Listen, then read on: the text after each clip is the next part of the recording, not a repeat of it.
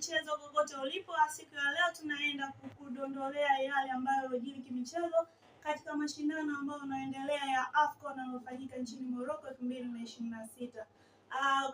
Vilabu 8 ambavyo vilivyofanikiwa kutinga hatua ya robo finali na si vingine ni Mali, Morocco, Kameruni, Egypt, Algeria na Ivory Coast.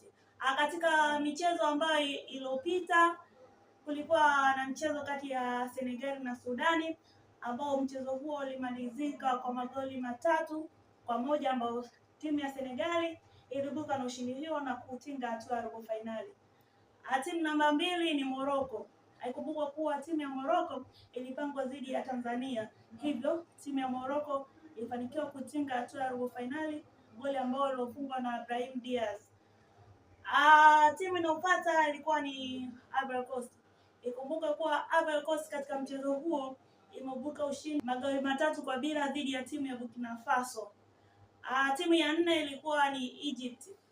Ikumbukwe katika kutinga hatua hii ya robo finali, timu ya Egypt ilikutana dhidi ya timu ya Benin, ambao timu ya Egypt ilishinda magoli 3-1 dhidi ya timu hiyo ya Benin.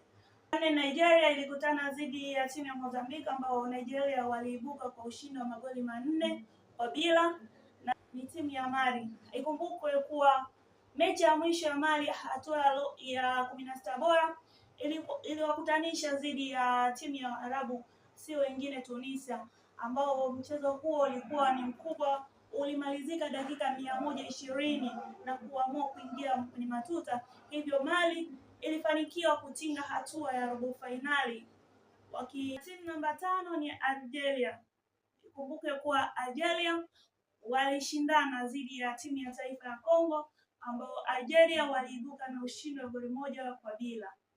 Ambao ilofanikiwa kutinga hatua ya robo finali katika mashindano ya AFCON 2026 ambayo yanafanyika nchini Morocco ni Kameruni. Mechi ya mwisho Kameruni walikutana dhidi ya South Africa ambao mechi iliisha kwa matokeo ya magoli 2-1 ambao Kameruni imefanikiwa kutinga hatua ya robo finali.